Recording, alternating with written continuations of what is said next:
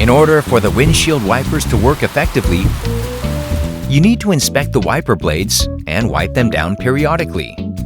If they leave streaks or no longer clean adequately, they may need replacement.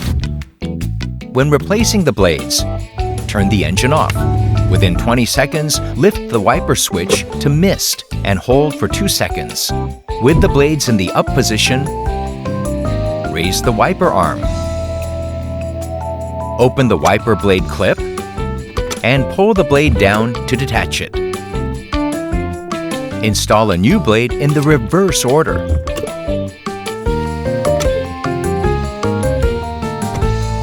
If a hidden rear wiper is equipped, use the same method to move the rear wiper to the down position.